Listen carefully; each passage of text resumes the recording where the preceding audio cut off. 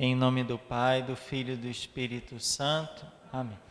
Ó Deus de meus pais e Senhor de misericórdia, que tudo fizeste com a tua palavra e com tua sabedoria criaste o ser humano para dominar as criaturas que fizeste, para governar o mundo com santidade e justiça e exercer o julgamento com retidão de coração.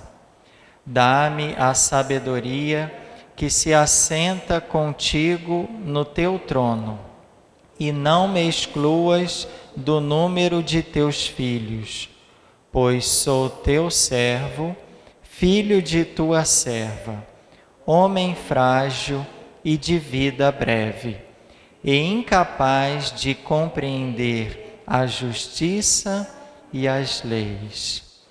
Que o Senhor, então, nessa noite nos conceda a sua sabedoria e pedimos também a companhia de nossa mãe. Ave Maria, cheia de graça, o Senhor é convosco. Bendita sois vós entre as mulheres e bendito é o fruto do vosso ventre, Jesus. Santa Maria, Mãe de Deus, rogai por nós, pecadores, agora e na hora de nossa morte. Amém. Em nome do Pai, do Filho e do Espírito Santo. Amém. Nós vamos recapitular, né? Nós estamos estudando os livros sapienciais. A Bíblia tem livros, tem o Pentateuco, né, que é a Torá, não são 5 primeiros livros. Depois nós temos um grande conjunto de livros, como é que se chama aquela prateleira? Livros históricos, né, que nós já estudamos. E nós estamos na outra prateleira, que são os livros sapienciais. Nós estudamos, começando lá, estou olhando na Bíblia mesmo para ver o que a gente já estudou nos livros sapienciais, que é aquela coluna que começa lá em cima, no meio da CNBB. O livro de Jó, já estudamos. Depois vem o livro dos Salmos, também já estudamos. Depois dos Salmos, nós estudamos os Provérbios, com vários conselhos aí. Depois dos Provérbios, o Eclesiastes, né, o livro do Eclesiastes, aquele grande pregador, né, da Assembleia, reúne a Assembleia para pregar, né? E no encontro passado, nós estudamos o Cântico dos Cânticos, né? Um livro de amor, né? Que a gente, através do amor humano, reconhece aí o amor divino, né? Essa aventura do amor, né? Às vezes o amado se esconde e a mulher que ama vai à procura dele e ele encontra, e às vezes Deus é um pouco assim também, né? Às vezes parece ausente porque a alma quer procurá-lo, né? Para então haver esse encontro amoroso entre Deus e o seu povo, ou entre Deus e a pessoa, e a alma, né? A gente viu que a gente pode dar várias interpretações para o livro de Cânticos, e no final conclui que o amor é forte como a morte, né? Aliás, o amor é forte como a morte. Se alguém oferecer todas as riquezas para comprar o amor, seria tratado com desprezo, né? Desprezível é a pessoa que troca o amor pelo dinheiro, pelas riquezas. Está tudo lá, quem não viu, só acompanhar na nossa aula lá, que está no vídeo que a gente gravou. E agora a gente vai ver o livro da sabedoria. Falta, então, esses 2 livros aí, ó, a sabedoria e o Sirás. Daqui já atualizei pela nova tradução que coloca em destaque o livro do Sirasta. Mas a gente sabe que esse livro do Sirasta tem outro nome. Qual é? eclesiástico, né? Mas a tradução oficial agora adotou o nome Sirácida, então a gente também vai colocar ele em destaque. Vamos ver então o livro da sabedoria. Primeira coisa, o livro é chamado, nos antigos manuscritos, se quiser, porque o fundo é preto, mas está dando para ver ou quer que apague alguma? Precisa não, né? Tá bom. O livro é chamado, nos antigos manuscritos, sabedoria de quem? Salomão. Donde se fez livro da sabedoria. Ele é chamado sabedoria porque ele antigamente é chamado sabedoria de Salomão. Aí tiraram Salomão e deixaram em destaque só o livro da sabedoria. Esse livro, esse escrito, exalta a sabedoria de Israel, sabedoria do povo de Israel, que, tendo em vista o ateísmo, o que é ateísmo? Não acreditar em Deus, né? Tendo em vista o ateísmo e tendo em vista também a idolatria. O que é idolatria? Ídolos, né? Adorar, cultuar falsos deuses, né? Fazer de objetos, de coisas, animais e até pessoas um ídolo, né? Então, prestar culto aos ídolos, né? Aos falsos deuses. Então, havia no ambiente que cercava o escritor desse livro aí, do livro da sabedoria, tinha um ambiente meio pesado. E duas coisas faziam pesar esse ambiente. Primeiro, a falta de fé em Deus. Ele olhava, nossa, quantas pessoas não acreditam em Deus. Ele ficava assim, surpreso. E a outra coisa que ele via no ambiente que o cercava era a idolatria. Ele via muita gente que fazia idolatria, que cultuava os ídolos, que adorava os falsos deuses, e aqueles pessoas que não tinham fé nenhuma, não tinham fé em Deus, não acreditavam em Deus. Então, por causa disso, ele escreve exaltando a sabedoria de Israel, né? Sabedoria tem a ver até com a filosofia. Naquele tempo, né, no tempo que ele escreve, depois a gente vai ver com detalhes, mas já tinha muito a exaltação da filosofia, né?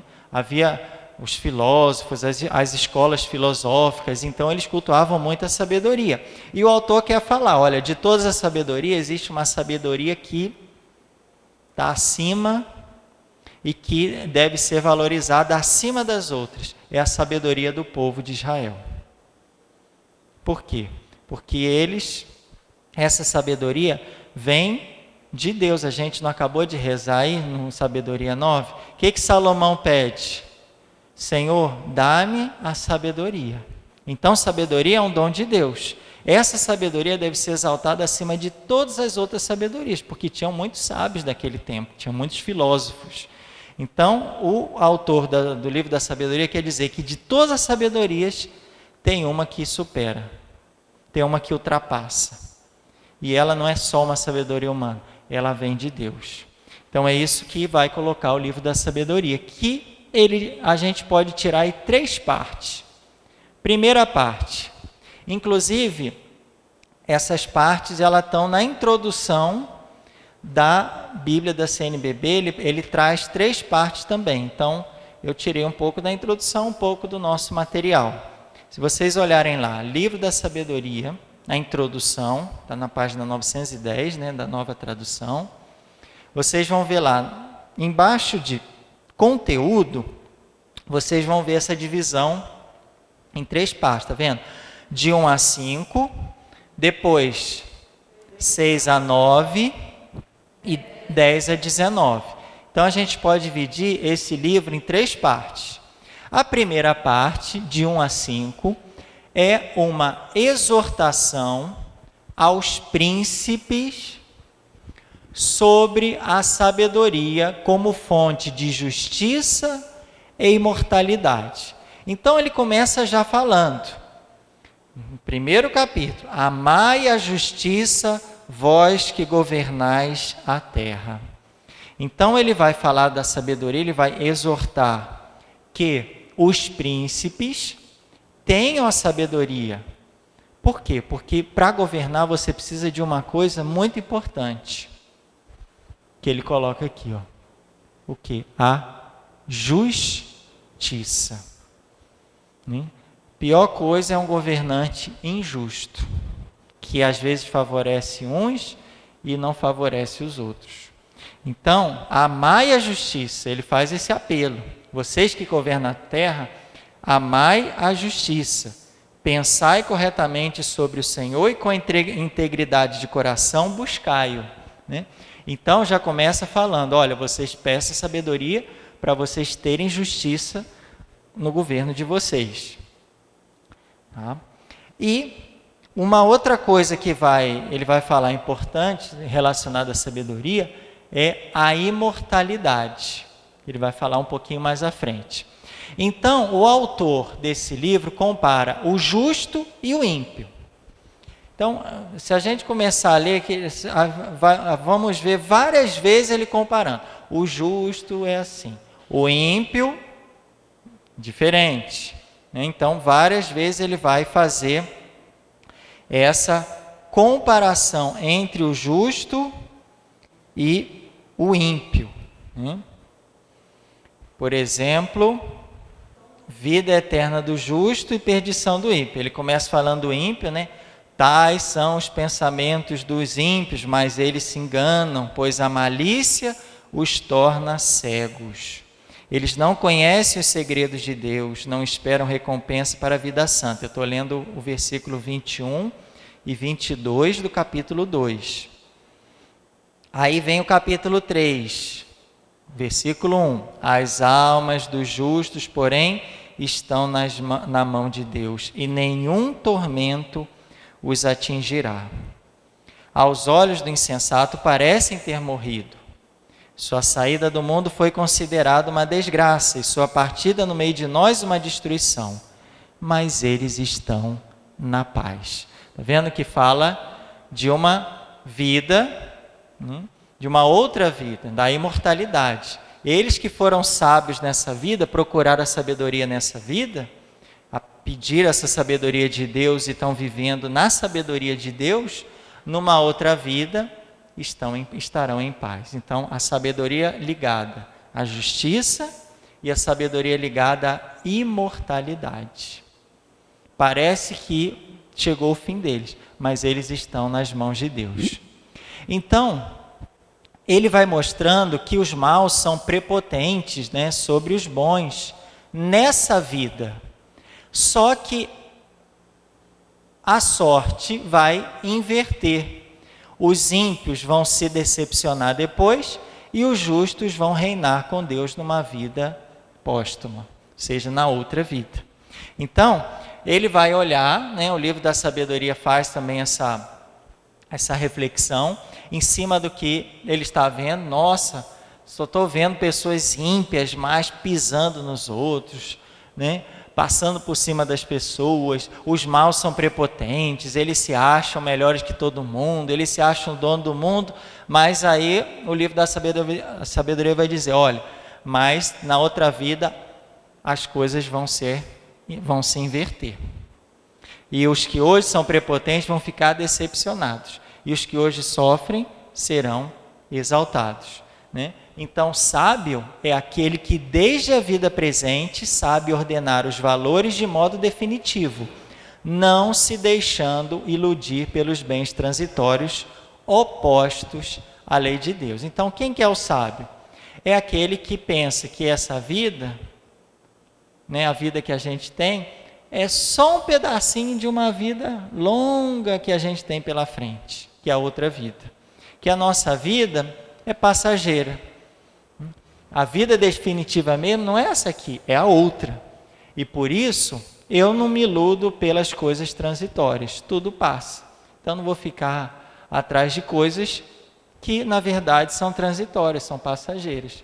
Que a outra vida, sim, ela é definitiva. Então, o sábio é que olha para frente, é que olha para o futuro. Não o futuro próximo, mas aquele futuro que já foi preparado por Deus.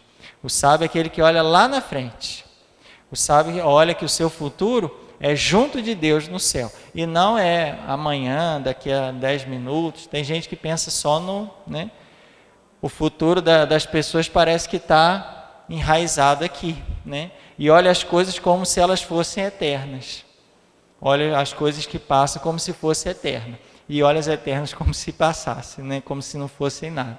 A gente é o contrário. As coisas dessa vida a gente sabe que passam. E a gente tem um olhar sobrenatural. Um olhar que ultrapassa essa vida. E esse é o sábio. É o sábio não que olha daqui a 10, 20, 30, 50, mas olha daqui a 100, 200, 300 anos. Vou estar onde? Pessoas falam, você tem que preparar o seu futuro. Onde você quer chegar daqui a 5 anos, daqui a 10 anos, né? Tem coaches aí, muita gente falando, pensando daqui a 10 anos, onde você quer estar, o que você quer ter, né? O sábio mesmo, não desmerecendo, né? Os coaches né, as coisas que a gente ouve aqui, que né, tem o seu valor, mas um valor pequeno em relação ao verdadeiro sábio. Né? Ninguém faz essa pergunta para a gente, onde você quer estar daqui a 100 anos? As pessoas pensam daqui a 5 anos, daqui a 10 anos, daqui a 30 anos, sua casa própria, essa casa eu vou deixar. Na verdade, não é minha casa própria, porque eu vou viver ela alguns anos, e depois? Então, a pergunta do sábio é, onde você quer estar e onde você quer chegar daqui a 100 anos? Daqui a 200 anos, daqui a 300 anos, daqui a 1000 anos. Repararam como é pequena a nossa existência aqui? Então, sábio é aquele que pensa na outra existência. Ele está preocupado não daqui a 10 anos, porque daqui a 10 anos vai passar, daqui a 20 anos passa rápido. Mas e daqui a 100, 500, 1000 anos, 10.000 anos? Onde que eu quero estar? Onde que eu quero chegar? Então, o verdadeiro sábio pensa nisso. Na vida definitiva dele, porque essa aqui é transitória, então eu tenho que pensar em definitivo. Se eu me focar muito aqui, e me prender muito aqui, aí eu tenho um sério risco de esquecer o que vem depois, e de não cuidar da minha morada que vai vir depois. Esse é o risco, e por isso o livro da sabedoria vem alertar a gente. Pense daqui a 100 anos, pense daqui a 500 anos, mais 1000 anos, onde você quer chegar, onde você vai estar. Se é junto de Deus, então você tem que procurar construir seu futuro agora. Começar a construir o céu, que é o lugar que você quer estar, agora. E não deixar para depois. Né? Essa é a verdadeira casa própria que a gente tem, né? A nossa verdadeira vida é essa, não é essa aqui, é a outra. A outra vai ser para sempre, imortal. Então, sábio quer alertar isso, né? Ele é um coach espiritual que está pensando no nosso futuro e já antes de Cristo, né? Deixa eu mudar aqui, beleza. Essa é a primeira parte. Então, ela vai até o capítulo 5. Então, vamos ver as páginas aí, ó. Capítulo 1, quando ele começa já a falar com os governantes. Capítulo 2, aí ele vai começar a comparar o ímpio com o sábio. Capítulo 2, capítulo 3, lá o capítulo 4, né? Vida longa, qual que é o título aí? O versículo 7, não significa nada. Ah, mas morreu com 100 anos, mas o que é 100 anos diante numa vida eterna? Não é nada, gente. O que é 100 anos diante de 1000 anos? Diante de 10.000 anos? De 100.000 anos? De 1 milhão de anos? Não é nada. Ah, eu tenho 100 reais. Aí o outro fala, não, mas eu tenho 1 milhão. Acabou 100 reais, morreu 100 reais. 100 anos. Não, mas eu tenho 1 milhão de anos. Né? Então, o pessoal que já morreu no tempo de Cristo, Santo Estevão, que já estão na glória do céu, né? Já estão junto de Deus, a vida deles, nessa vida, foi muito pequena. Hoje ele já pode dizer, não, não preocupa muito aqui não, porque eu já tenho 2000 anos na outra vida. Eu já fiz aniversário agora, Santo Estevão deve estar falando lá. Vou fazer 2000 anos daqui a pouquinho. Vocês estão preocupados com 20, 30 anos, vocês têm que preocupar com os 1000 anos que vem pela frente. E aí vem o capítulo 5, a sorte dos justos e dos ímpios. Ele vai fazer essa comparação. E aí vem o capítulo 6, que tem uma outra parte chamada Elogio da Sabedoria, que é a segunda parte do livro, tá vendo? Então, a primeira parte é a exortação dos príncipes, a comparação do justo com o ímpio, e a sabedoria ligada à justiça e à imortalidade. Essa primeira parte são conselhos, né? São exortações importantes. É o coach para o nosso futuro, mas o futuro mesmo, não é um futurinho aqui, é um futurão que tem pela frente.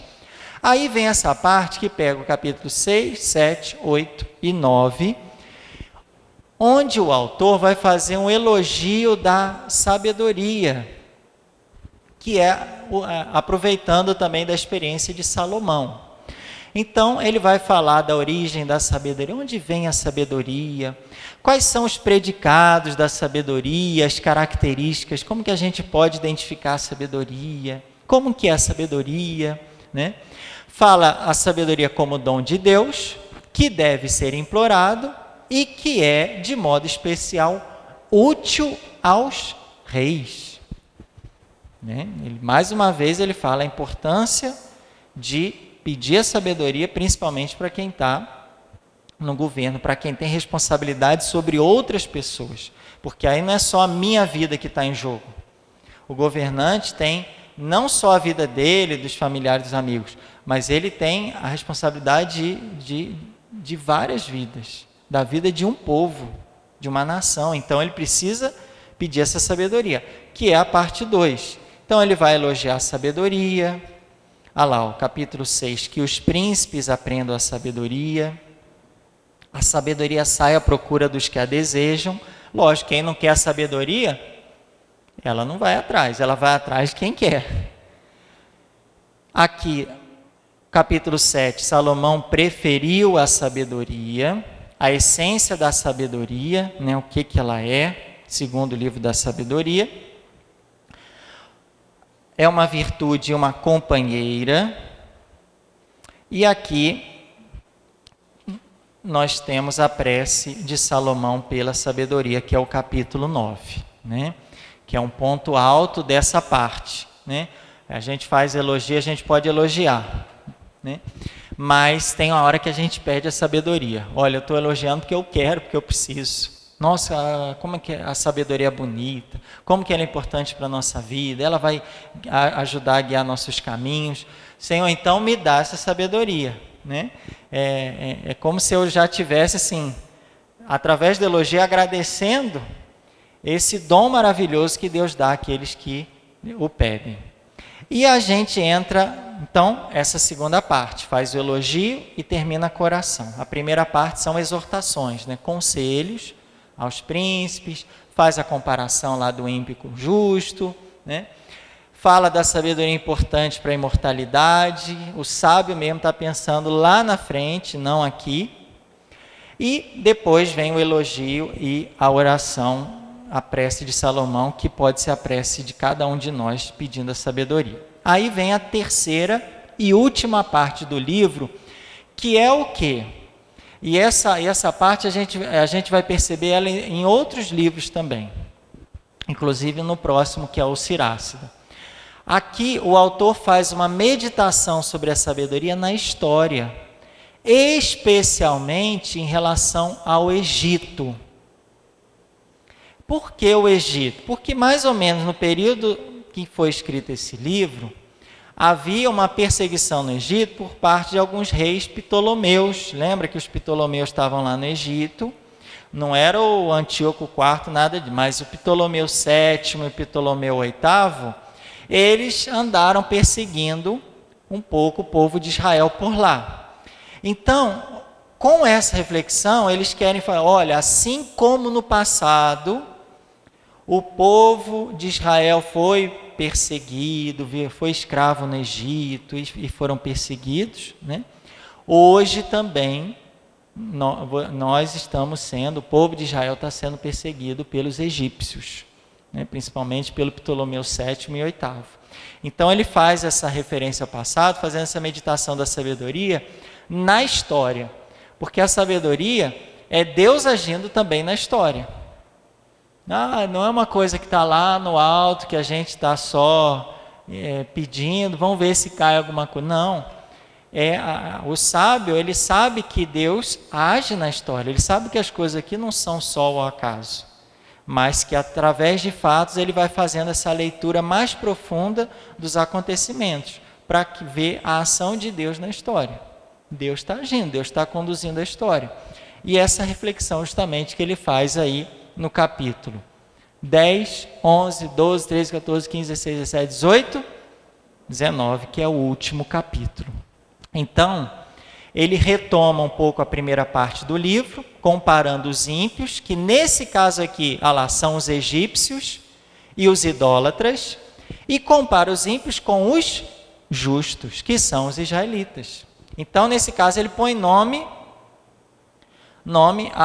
àquela referência que ele tinha feito anteriormente. Ele falou de ímpio e justo. Agora ele põe o nome. Quem que é o ímpio? Os egípcios. Quem que são justos? Os israelitas. Então ele fala, olha, aquela teoria lá que eu passei para vocês, lembra da teoria lá no início? Pois é, vamos passar aquela teoria na prática. Na prática, os ímpios hoje são os egípcios. E os justos são os israelitas. E a gente pode fazer isso hoje também. Eu tenho que primeiro saber de que lado que eu estou, né? Primeiro, eu tenho que me perguntar, eu estou do lado dos ímpios ou estou do lado dos justos? Primeiro vamos nos definir, né? Eu estou seguindo, né? De acordo com a lei de Deus, né? Como os israelitas, né? Uma pessoa que estou buscando a Deus, estou amando o próximo, etc. Ou eu estou, né, igual os egípcios lá, né? Não quer dizer que vir à igreja, mas vir à igreja ajuda, mas e as minhas ações também, né? Em casa, no trabalho, será que eu sou mais israelita ou sou mais egípcio, né? Estou castigando mais as pessoas, o jeito que eu falo, que eu penso, que enfim, né? Então, primeiro a gente tem que se definir onde é que eu estou. Depois a gente vai vendo a situação, né, à nossa volta, no nosso mundo, né? Quem são as pessoas que estão querendo realmente o bem do outro, querendo a paz, querendo o amor, querendo a justiça? E quem são os ímpios, os egípcios, que querem escravizar o outro, maltratar o outro, enfim, os idólatras, etc. As pragas do Egito e a travessia do Mar Vermelho também são lembrados, de modo que se perceba a proteção da sabedoria sobre os filhos de Israel. Ele vai lembrar aqui todas as pragas do Egito, para mostrar que a sabedoria estava acompanhando o povo, estava junto com o povo de Israel. Então ele vai lembrar aqui até as pragas, né? Por exemplo, o capítulo 16, que ele compara, né? Deus castigou os egípcios do céu mandando granizo, e Deus abençoou, acompanhou o povo mandando o maná, né? Então é bonito como ele faz essa comparação. Olha lá, Deus castigou mandando as rãs, e ao povo Deus mandou as codornizes. Então ele vai comparando o que para né, as pragas que ele enviou a capítulo 16, Cida, você viu aí? Está vendo? 16. Olha lá, as rãs e as codornizes. Para quem Deus mandou as rãs? Foi a praga do Egito, para os egípcios. Para quem Deus mandou as codornizes? Como alimento para o povo de Israel. Os insetos, né? Os gafanhotos, as moscas, né? Mandou para quem? As pragas para os egípcios, né? E a serpente de bronze, Deus mandou para quem? Números 21, para curar o povo, né, que estava sendo mordido por serpentes venenosas. E aqueles que olhavam a serpente de bronze eram curados. Então a sabedoria, ela faz essa releitura das pragas para os egípcios, para os ímpios, e das bênçãos que Deus foi enviando ao povo através de codornizes, a serpente de bronze, o maná, né? Então ele vai fazendo essa comparação, relembrando a história, mas fazendo uma releitura e uma grande reflexão, meditação em cima dela, né? As trevas é a coluna luminosa. Para quem Deus mandou as trevas? Para os egípcios, quando eles estavam lá perseguindo. E a coluna luminosa? Para o povo de Israel, porque ele ia conduzindo o povo, orientando o povo através de uma coluna luminosa durante a noite, né? Para o povo não se perder. Então, ele vai fazendo a morte dos primogênitos, olha lá, mandou para os egípcios. E a libertação? Para o povo de Israel. Fala da travessia, e aí ele conclui, né? Ela guiou, a sabedoria guiou o povo como guiou e guia a pessoa justa. Assim como ela está guiando o povo aqui, ela guiou o povo no passado, ela guia a pessoa que é justa hoje, que quer o bem. Essa terceira parte, então, ela é uma releitura do Êxodo em estilo de Midrash. A gente já viu o que é Midrash, mas relembrando, realçando a lição religiosa dos acontecimentos passados. Ele não quer só falar os fatos, ele quer falar qual a lição o povo aprendeu, que lição eu tenho que aprender dos fatos passados. Então ele faz uma releitura, só que essa releitura não é contando os fatos um atrás do outro não, mas é já dando uma lição para a nossa vida. O Midrash é isso, é uma lição, é um grande ensinamento que tem por trás de alguma história, de algum acontecimento. Se eu falar só história, é história, ponto. Mas se eu falar lição, né, moral da história, né, qual ensinamento a gente tira disso? Isso já é um Midrash. Então, ele não vai só recontar a história, mas ele vai falar que lição que a gente pode tirar da história. Qual lição o povo tirou? Né? Então, por isso que ele faz essa comparação, ímpio e justo. Para os ímpios, muito castigo. Para os justos, né? Muitas bênçãos, muita coisa Deus enviou, muitos dons Deus enviou, né? Ele guiou, ele mandou codorniz, ele mandou o maná. Quanto para uns ele estava jogando granizo, estava caindo granizo do céu, para outros ele estava enviando maná para ser alimento, né? Então, ele faz essa releitura. Então, essas são as três partes do livro. Primeira parte, exortações, né, aos governantes, comparação do ímpio e do justo. Segunda parte, elogio da sabedoria e oração, prece da sabedoria. E a terceira parte, essa releitura histórica da sabedoria em forma de Midrash, né? Tem gente que fala também Midrax, mas Midrash, que é que lição a gente pode tirar da intervenção de Deus na história do seu povo. Bom, para a gente entender esse conteúdo, a gente tem que falar um pouquinho do que estava acontecendo naquele tempo. O que estava acontecendo naquele tempo? Vamos de novo falar do meu xará, o Alexandre Magno, né?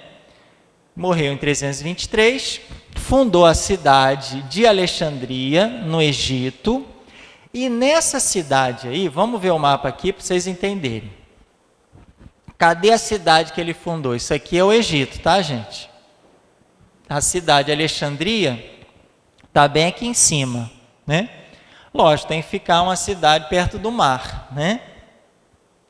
Fica mais interessante a nível de comércio, beleza, enfim.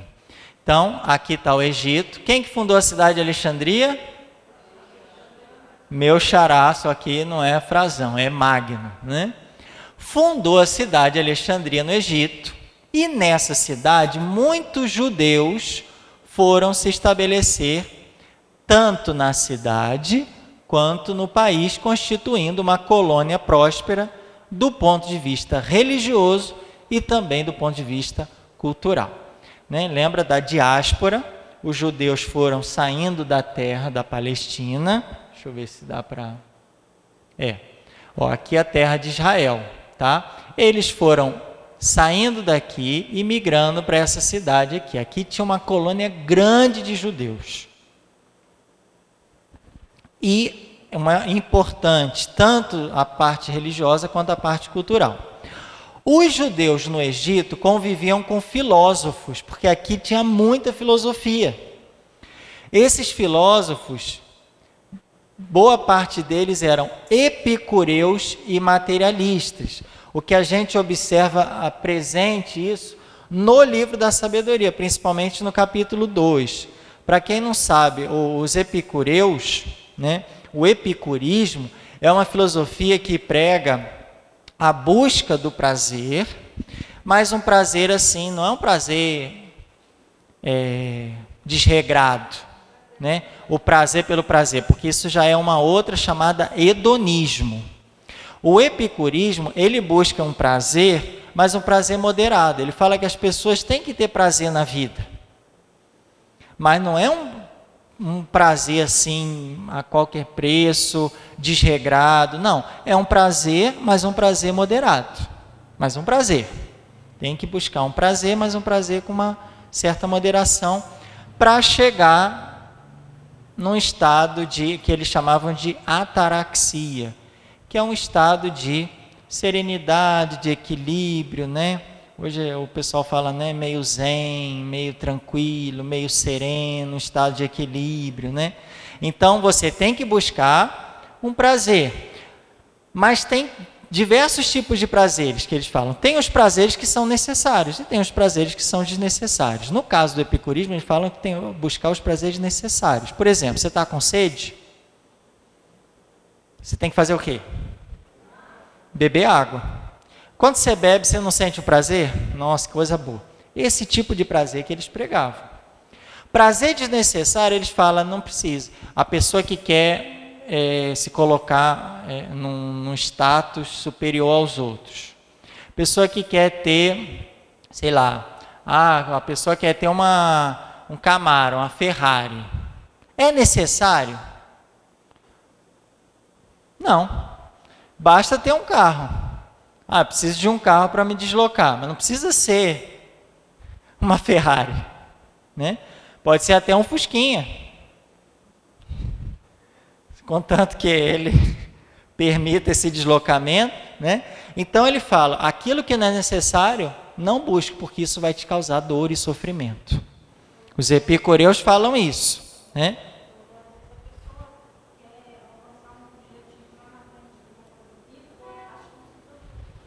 Isso, né?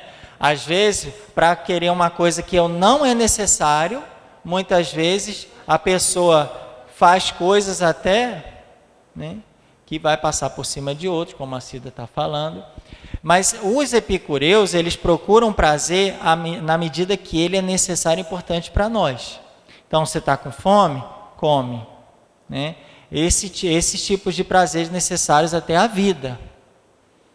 Mas eles são materialistas, eles estão muito ligados a esse mundo, né? Falar, vocês têm que gozar das coisas desse mundo, sentir prazeres desse mundo. Então eles acabam sendo muito materialistas, embora não sejam um prazer dos hedonistas, porque os hedonistas é o prazer pelo prazer. Essa é a diferença dos epicureus. Os epicureus, eles falam que você tem que ter um prazer, tem que gozar as coisas da vida, mas de forma moderada, refletindo. Agora, essa filosofia dos epicureus e materialistas, a gente vai perceber no capítulo 2 do livro da sabedoria. Em algumas... Aliás, né, a gente tem que tomar cuidado até ao ler o capítulo 2, porque se a gente começa a ler, olha o versículo 10, o que está escrito aí no capítulo 2, versículo 10? 2:10. Oprimamos o justo pobre e não poupemos a viúva, nem respeitemos os cabelos brancos do ancião. Nossa, isso aqui tá na palavra, isso aqui é a palavra de Deus? Que rolo é esse aqui, gente? Olha, por exemplo, olha o 6. Agora, portanto, gozemos dos bens presentes e aproveitemos das criaturas com ânsia juvenil. Embriaguemo-nos com o melhor vinho e com perfumes e não deixemos passar a flor da primavera. Nossa, então vou fazer isso mesmo, que a palavra de Deus está falando.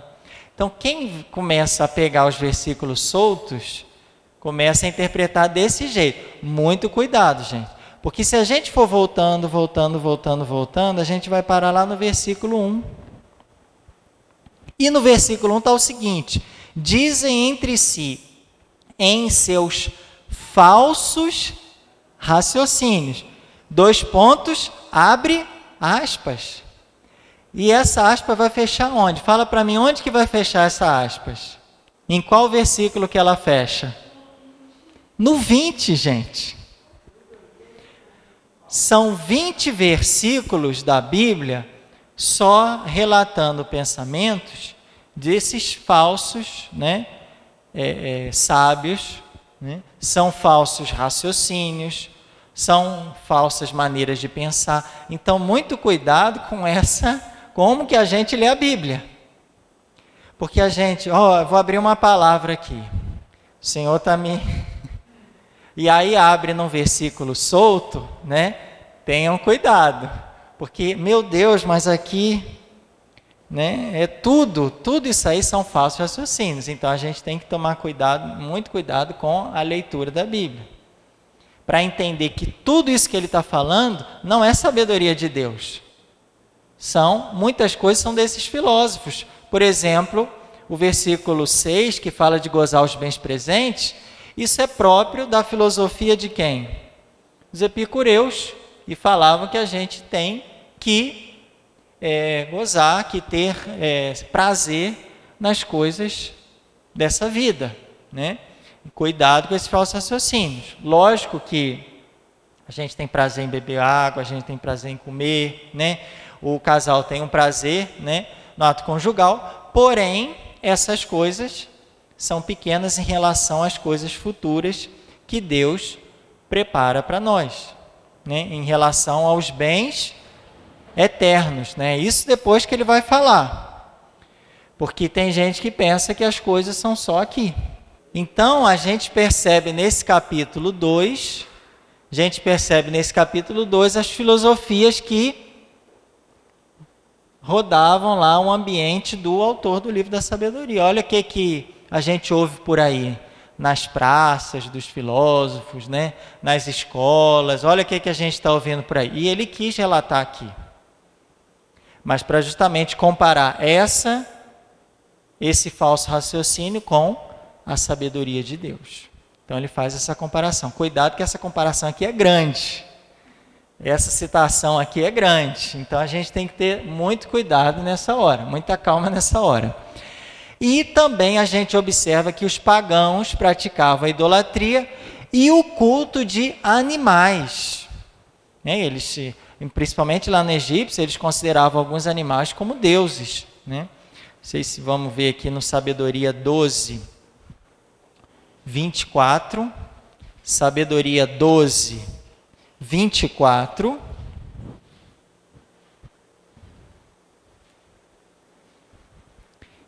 Eles se desviaram tão longe nos caminhos do erro, que consideravam deuses os mais vis dentre os repugnantes animais, deixando-se enganar como crianças sem juízo. E aí no 13, 14 e no 15, ele vai falar dessa idolatria, fazendo até uma paródia dela, né? Ele é um pouquinho, ele faz meio que uma ironia em cima das idolatrias, né? Então está lá no capítulo 13, a partir do versículo 10, paródia da fabricação de ídolos. Infelizes, porém, e sua esperança está em coisas mortas, os que chamaram deuses as obras das mãos humanas, ouro e prata, invenções da arte, figuras de animais, ou uma pedra sem valor lavrada em tempos antigos. Um lenhador artesão, por exemplo, corta do bosque um tronco manejável, dele retira habilmente toda a casca e, valendo-se de sua arte, faz com esmero um objeto útil para a vida cotidiana, usando ainda dos restos da obra. Para preparar sua comida, fica satisfeito.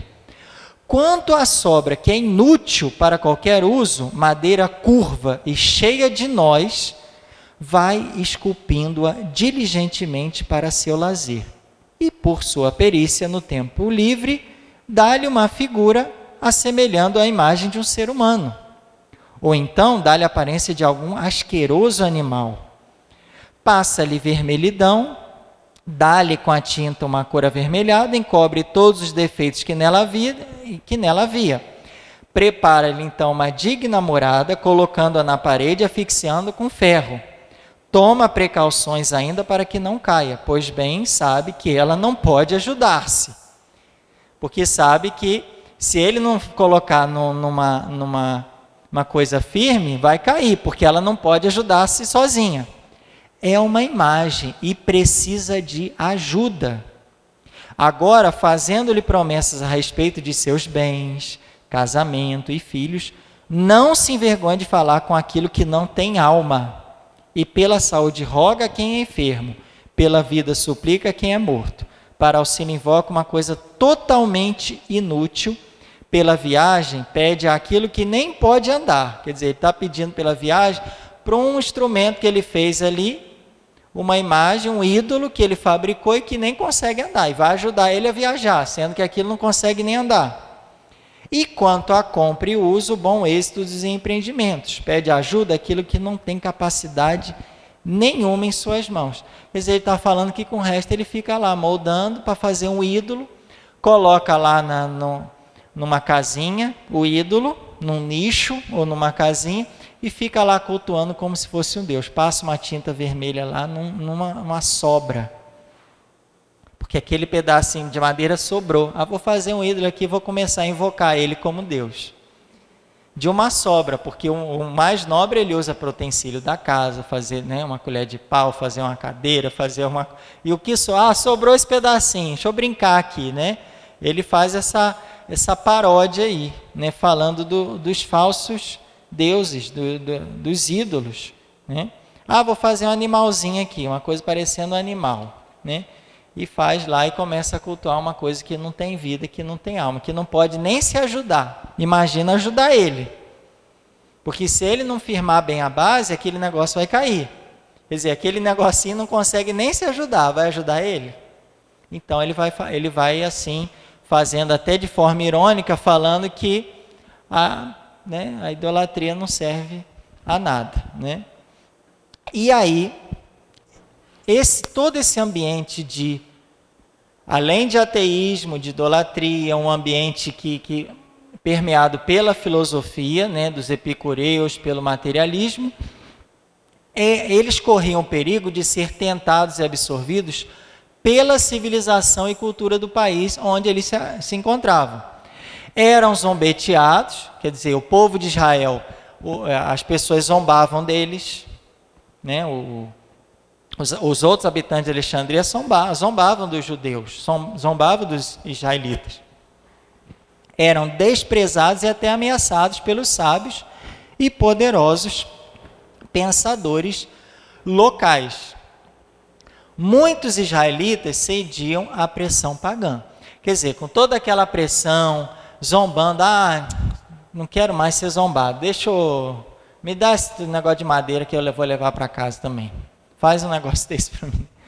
Então, muitos israelitas cediam à pressão, quer dizer, pressionados, eles acabavam entrando na onda da idolatria, né? No materialismo, no epicurismo, entravam nessa onda, né? Coisa que a gente percebe que até hoje acontece isso, né? A cultura, a televisão, a internet, os meios de comunicação, às vezes vão jogando tanta coisa para as pessoas, e como elas às vezes não estão muito firmes na fé e tal, vão acabando cedendo aos poucos a cultura do nosso ambiente, né? Então, o que um judeu faz? Um judeu de Alexandria, um judeu daquela cidade lá que ficava onde? No Egito. Um judeu de Alexandria no século I a.C., resolveu escrever o livro da sabedoria, que na primeira e terceira parte é o quê? É uma apologia, quer dizer, uma defesa da fé judaica e da providência divina em favor do povo eleito. Por isso que ele vai recordar os feitos do passado. Porque ele quer fortalecer a fé. Ele quer defender a fé que estava... né? A fé estava esmorecendo. Né? A pressão estava grande. Aí o judeu, vou escrever aqui para defender a nossa fé. O judeu de Alexandria. Porque a primeira e terceira parte fala o quê? Da fé. Né? Importância da sabedoria. Faz uma defesa da fé judaica e fala da providência divina em favor do povo eleito. Por isso que ele na terceira parte vai recordar tudo que Deus fez. Olha, gente, Deus fez o que para vocês? Deu maná, deu codorniz, vocês atravessaram o Mar Vermelho, né? Olha quanta coisa Deus fez maravilhosa, né? Então, recordando o passado glorioso de Israel, principalmente a saída do Egito, que foi atingido por pragas diversas, porque ele não só falou das coisas boas que Deus fez com o povo, mas falou das ruins também, dos castigos que Deus enviou para os ímpios, para os maus, para o perverso. E agora vocês vão querer entrar no lugar dos ímpios? Vocês vão querer agora se tornar ímpios? Não, gente, volta. E como que Deus prometeu a recompensa aos fiéis que seguiam a lei, né? Aqueles que seguissem a lei, Deus prometeu uma recompensa, né? Por isso que tem até esse capítulo 3 de sabedoria, que é lindo, lindo, lindo, e muitas vezes ele é lido até no ritual de Ezequias, né? A gente vai ler um pouquinho ele, só terminar aqui. Então, com isso, o autor queria convencer os seus correligionários, ou seja, as pessoas da mesma religião, a não aderirem aos costumes pagãos. E como que ele faz isso? Recordando as obras que Deus realizou. Olha quanta coisa Deus fez para a gente. Você vai deixar agora? Você vai desistir agora? Né? Não faz isso. Esse texto aqui, que é uma defesa da fé, ele vai falar, a gente vai ler também, a gente lê muito isso em Ezequias, né? Olha que bonito. Capítulo 3, sabedoria 3. As almas dos justos, porém, estão na mão de Deus, e nenhum tormento os atingirá. Aos olhos dos insensatos parecem ter morrido. A gente olha a pessoa, está fria, né? Está endurecida, né? Sua saída no mundo foi considerada uma desgraça, e sua partida do meio de nós uma destruição. Mas eles estão na paz. Né? Então a gente olha, sente destruído, fica com saudade, meu Deus, morreu, mas olha aqui o autor falando, mas eles estão na paz. Olha o versículo 4, aos olhos humanos parecem ter sido atormentados, mas sua esperança é cheia de imortalidade. Tendo sofrido leves correções, serão cumulados de grandes bens, porque Deus os pôs à prova e os achou dignos de si. Né?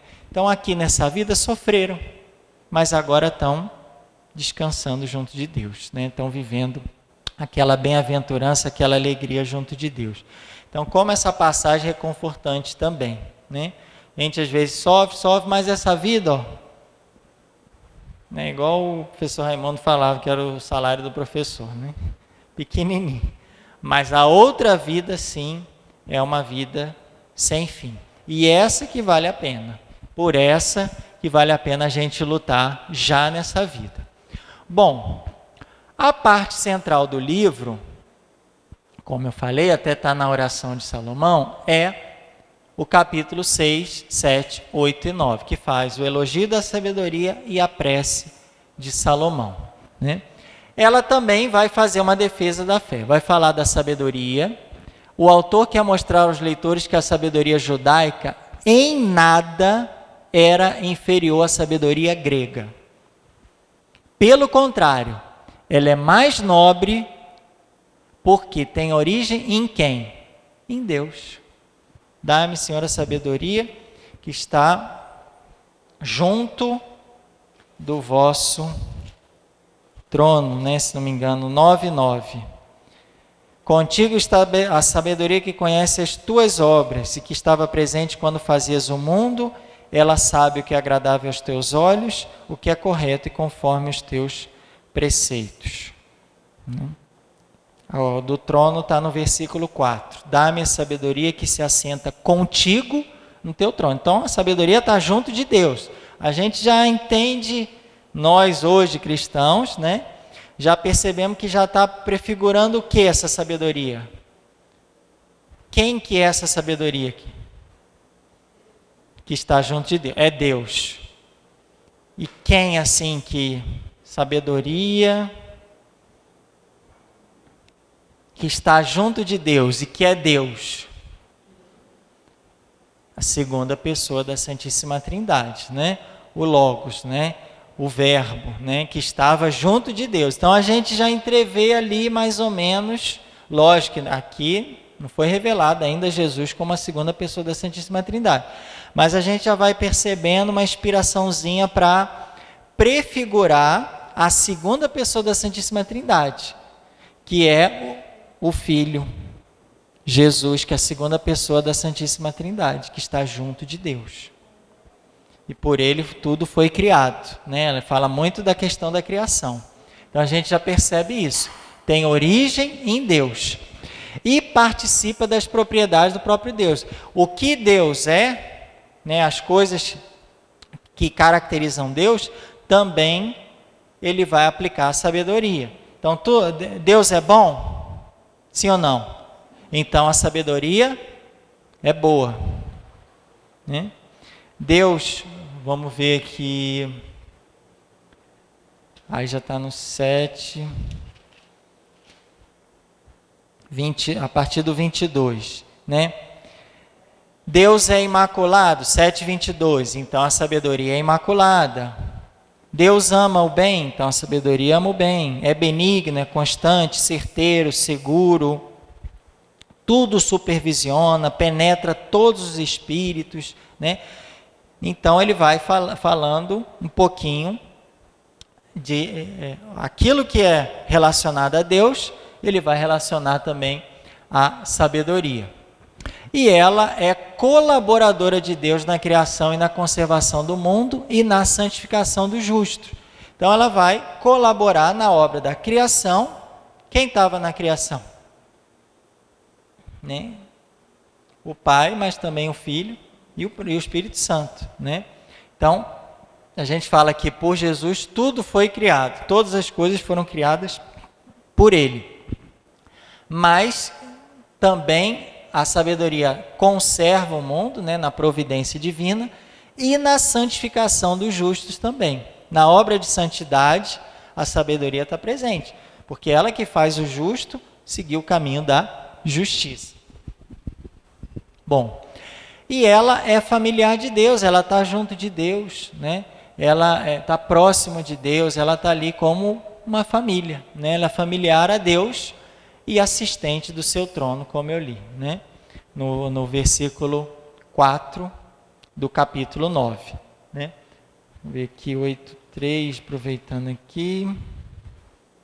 Ela convive com Deus, 8:3, né? A sua convivência com Deus realça a sua nobre origem, pois o Senhor de todas as coisas a amou. 8:3. Então ela está convivendo.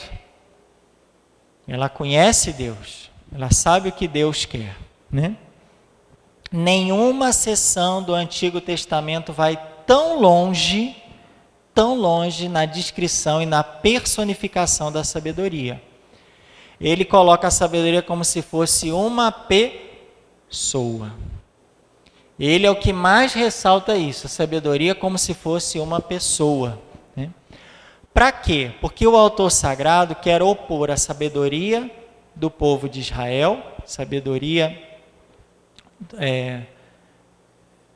judaica, opondo a sabedoria grega, que era cultuada nas religiões de mistérios, conforme rituais secretos e indecorosos, né? Por isso que ele quer ressaltar a sabedoria como uma pessoa, para contrapor a sabedoria grega, a sabedoria desse mundo, né? Deixa eu ver aqui. Olha o que faziam essas religiões que usavam a sabedoria grega. 14:23. Por quê? 14:23.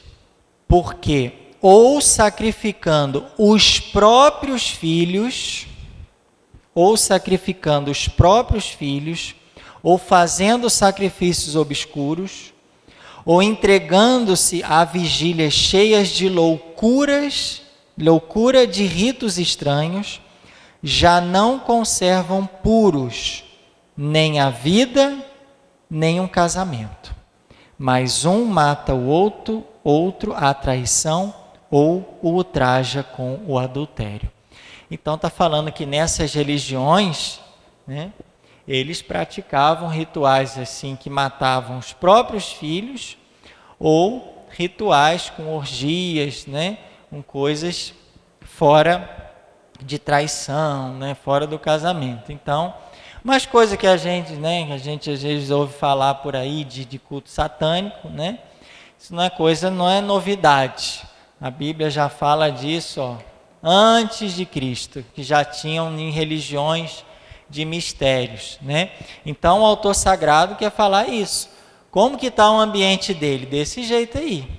É matando filho, é traindo, né, uma orgia, né, sexual lá no culto, né, nessas religiões, misturando um monte de coisa, cultos estranhos, vigília, aí ficou igual louco aí, né, no meio da noite.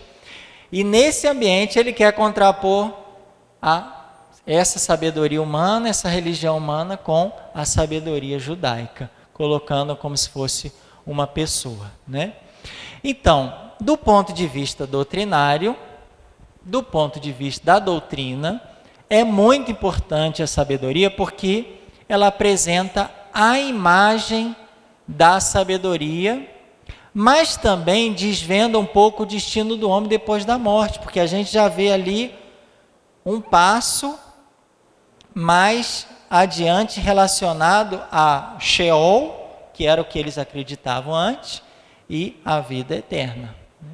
Então a concepção do Sheol, que é esse lugar subterrâneo onde as pessoas estariam inconscientes, os bons e os maus juntos, nesse lugar estariam bons e maus, só que eles estariam como se estivesse, né, dormindo, né?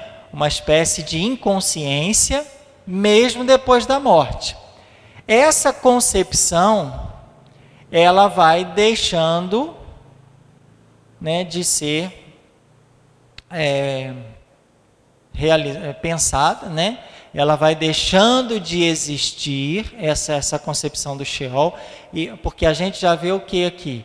Já fala de o quê? De uma outra vida, de uma vida imortal.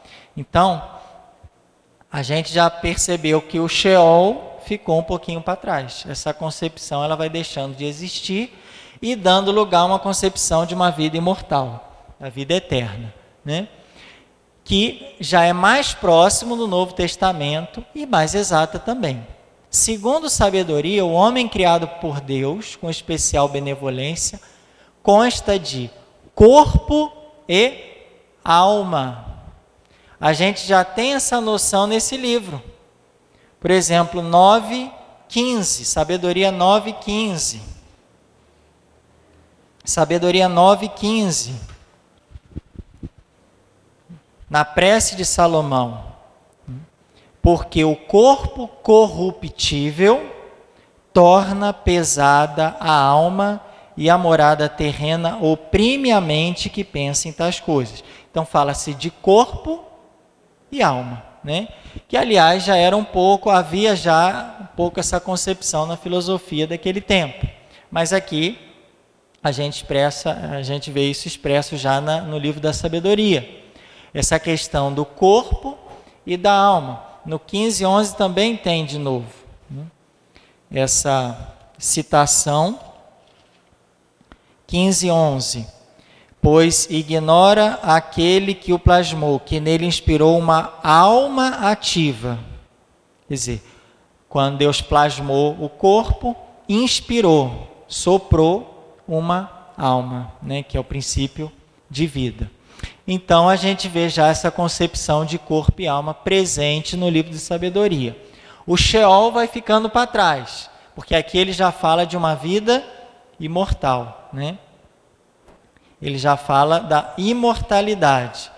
Então, e ele fala que aqueles os justos estarão junto com Deus e os ímpios vão, né, se decepcionar depois. Então, não é o Sheol, porque o Sheol é todo mundo junto. Então, se há decepção é porque o lugar dos justos é um e dos ímpios é outro. É uma outra vida, uma vida imortal. Então, a concepção de Sheol, ela ficou para trás já. Não, porque aqui a gente já está pertinho do Novo Testamento, pertinho do nascimento de Jesus. 1 século, mais ou menos, de Jesus nascer. Né? Então, eles já tinham essa concepção de uma outra vida, e uma vida onde as pessoas iriam receber a recompensa ou o castigo por aquilo que elas viveram nessa vida. Lógico que não está toda a concepção formada, mas ali a gente já tem um passo bem grande em relação à novidade que a gente vai ver no Novo Testamento. A alma não é preexistente ao corpo, né? Apesar da gente perceber, o que é preexistente? Que existe antes, né? Porque tinham algumas pessoas que pensavam que a alma existia antes, aí essa alma que estava aí pairando recebia um corpo. Depois esse corpo é tirado quando morre, né?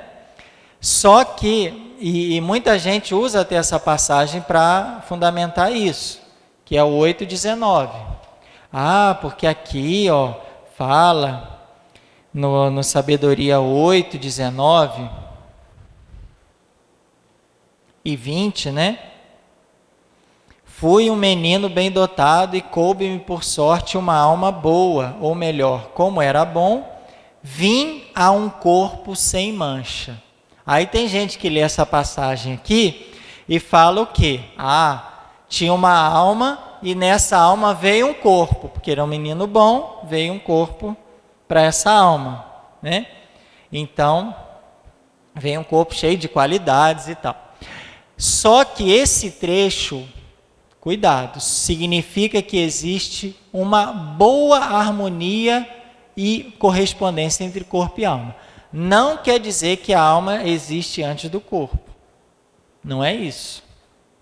Ele quer dizer que só existe uma boa harmonia entre o corpo e a alma. Mas na linguagem antiga daquele tempo, né, ele se expressava assim. Só para dizer que havia boa harmonia, mas que a alma não pré-existia antes do corpo. Né? Quem pega isso no sentido literal já vai falar, e aí já fala até das reencarnações. Né? É uma das passagens que os espíritos vão pegar para apoiar a sua doutrina. Só que aqui está dizendo apenas que há correspondência entre corpo e alma. Né? Aí ele já fala, aqui é reencarnação, vim a um corpo. Quer dizer, eu estava aí, baixei num corpo, mas não é isso que, antes que os espíritas cheguem e falem isso, a gente já está dando a interpretação do texto. Tá? Deus fez o homem para a imortalidade de acordo com a sua imagem, mas foi por inveja do diabo ou do tentador que a morte entrou no mundo. É uma passagem importante também. Por que que a gente morre? Por que que a morte entrou no mundo? A morte agora virou um remédio para o estado de calamidade que a gente chegou por causa do pecado. E o pecado começou por causa da inveja do diabo. 2:23, olha lá. Deus criou o ser humano incorruptível e o fez à sua própria imagem e semelhança. Versículo 24 agora, 2:24. Foi por inveja do diabo que a morte entrou no mundo, e a experimentam os que são do seu partido. Sai fora desse partido, né? Esse partido aí, você sai fora dele. Então aqui ele vai falando a questão da morte. Olha, a morte entrou no mundo por causa do pecado, foi por inveja do diabo que a morte entrou no mundo. Ele viu como Deus deu tanta glória ao homem, Deus revestiu de tantas qualidades, tantas coisas boas, que ele ficou com inveja, né? E do próprio Deus que se fez homem, né? Sabendo desse plano, o diabo ficou com inveja. Como que Deus vai se fazer homem? Esses homens são muito fracos, né? São, né, como os anjos, né? Não têm a sabedoria, não conhecem, não sabem nada, fazem tudo errado. Então, por inveja do diabo ou do tentador, que a morte entrou no mundo. Acontece que as almas dos justos, depois de vida reta levada na terra, gozam de plena felicidade ou do fruto dos seus trabalhos, que é aquela passagem linda que a gente leu no capítulo 3, né? Depois dessa vida, pode ser, a partida deles parece uma destruição, uma desgraça, mas eles estão na paz, eles estão junto de Deus. Por isso vão receber uma coroa de honra e um diadema formoso da mão do Senhor. A mão direita de Deus os protegerá e seu braço os defenderá. Assim, o problema do mal, tão tormentoso para Jó e para quem? E aqui, hein?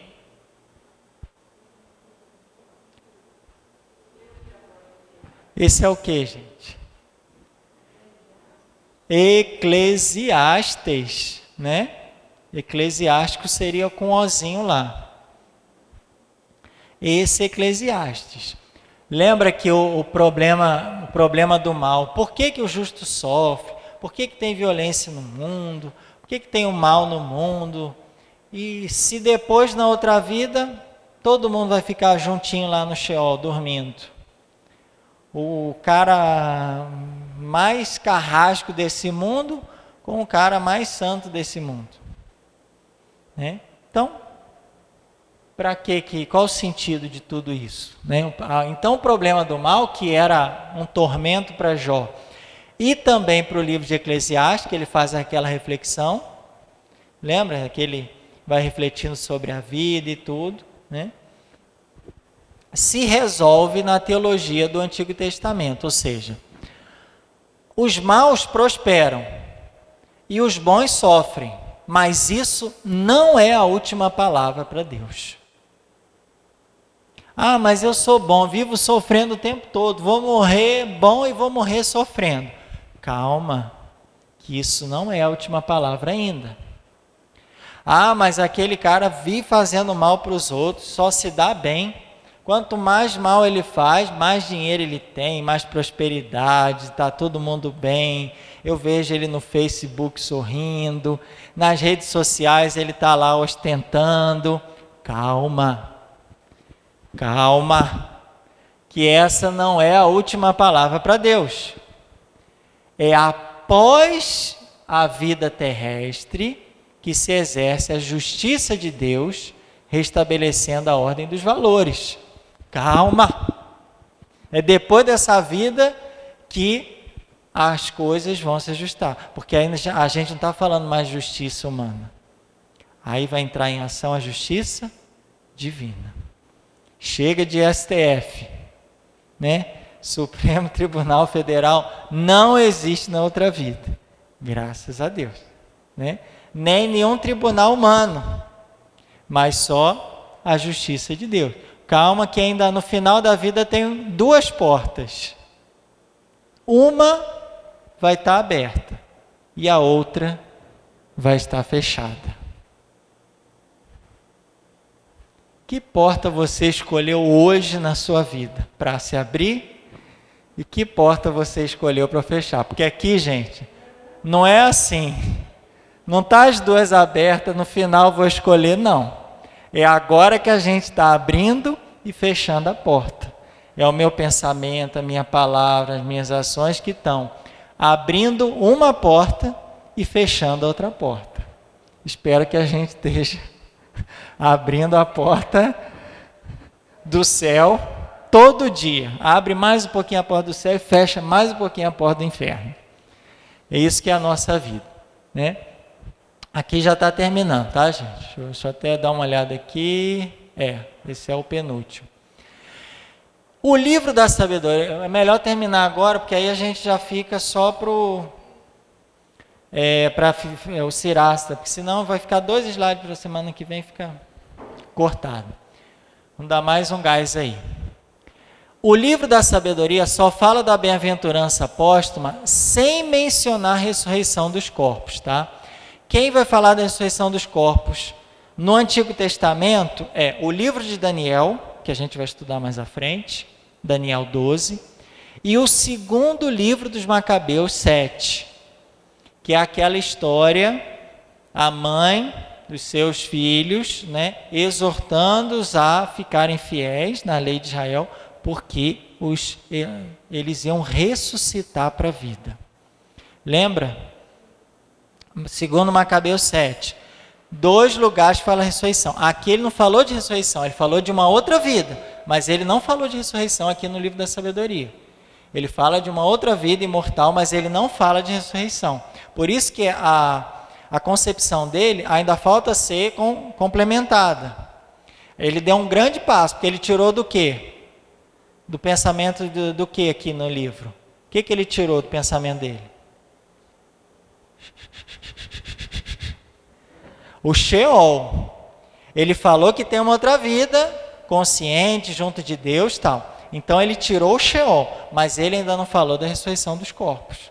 Quem vai falar? Daniel 12 e 2 Macabeus 7, que a gente já estudou 2 Macabeus 7 e viu aquela mãe exortando seus filhos, porque um dia, meus filhos, fica firme, porque um dia vocês vão ressuscitar. Nós vamos ressuscitar para a vida, mas aquele rei lá injusto, mau, ímpio, vai ressuscitar para a morte. Lembra dessa passagem? Pois é. Então, o silêncio de sabedoria sobre a ressurreição póstuma na outra vida, que aqui está o povo está ressuscitando aqui, a ressurreição dos corpos, né?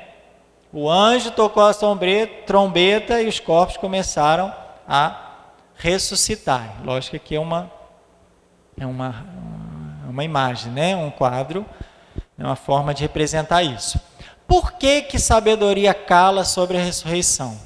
Porque no Egito, na filosofia grega, era contrária a essa concepção. Por isso o judaísmo no Egito terá levado mais tempo para admitir não só a retribuição póstuma, mas também a ressurreição da carne.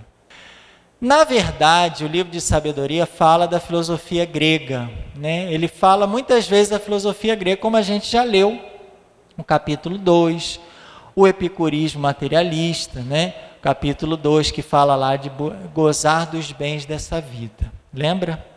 Goza dos bens dessa vida, mas a gente viu que são falsos raciocínios. O autor mostra que conhecia bem a filosofia, mas se manteve fiel às concepções religiosas do judaísmo. Para quem não conhece, muito prazer, esse aqui é Epicuro, fundador, pai da filosofia do epicurismo, essa de gozar os bens dessa vida, tal. Materialista também, né?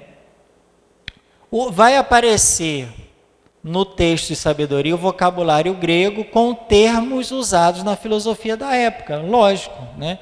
Por isso que a gente pode situar esse livro bem no primeiro século a.C., porque a gente vai ver termos próprios da filosofia daquele tempo. O autor fala aos juízes e aos reis da terra, procurando mostrar o caminho da verdadeira filosofia. Isso aqui também a gente já viu. Capítulo 1, capítulo 6, no capítulo 8, que é toda a primeira parte, ele fala para os governantes e também para os juízes.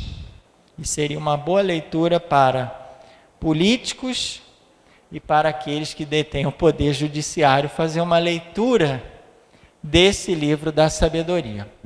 E, para terminar, ele foi escrito em língua grega, relembrando, né? Ele é um livro deuterocanônico, tá? Ele não está no cânon dos judeus, na Bíblia dos judeus, e, portanto, ele também não vai estar na Bíblia dos nossos irmãos protestantes evangélicos. Ele não está na Bíblia deles, esse livro. Só está na nossa. Porque ele é um livro deuterocanônico, tá? Então, ele não foi reconhecido pelos judeus e também não se encontra no catálogo dos protestantes. Foi adotado como canônico pelos cristãos desde os primeiros séculos, que viam em sabedoria o passo mais adiantado do Antigo Testamento em relação ao Novo Testamento, como a gente viu. Muitas concepções antigas já não aparecem, como é o caso do Sheol, entre outros. Então aqui a gente tem a biblioteca, né, dos protestantes, não tem o livro da sabedoria que vai aparecer na... Nossa, ficou tão pequeno aqui, gente. Que vai aparecer na biblioteca católica, né? Então, deixou que a biblioteca catálogo dos livros protestantes, não vai ter o livro da sabedoria. Aliás, vai faltar 7 livros aqui, né? Nesses livros aqui falta 7. Ó, eles têm o Jó, Salmos, os Provérbios, Eclesiastes e o Cantares, né? Que é o Cântico dos Cânticos. Nós já temos 1, 2, 3, 4, 5, 6, 7, porque a gente tem o Sirácida, que é o Eclesiástico, e o livro também o livro da sabedoria, está aqui, tá bom? Eles vão ter 1, 2, 3, 4, 5 e nós vamos ter 7. Qual que vai entrar deuterocanônico na nossa Bíblia? É esse que a gente estudou hoje, sabedoria, e o que a gente vai estudar semana que vem, que é o Sirácida ou Eclesiástico. E com isso, fechamos, quer dizer, abrimos com chave de ouro o livro da sabedoria. Agora é só ler, estudar, meditar, refletir, porque a gente abriu com chave de ouro esse livro. E fechamos o estudo, por enquanto, né, para a gente no próximo encontro estudar o livro do Sirácida ou Eclesiástico e fechar os livros sapienciais. Glória ao Pai, e ao Filho, e ao Espírito Santo, como era no princípio, agora e sempre. Amém. Sede da sabedoria, rogai por nós. Em nome do Pai, do Filho e do Espírito Santo. Amém.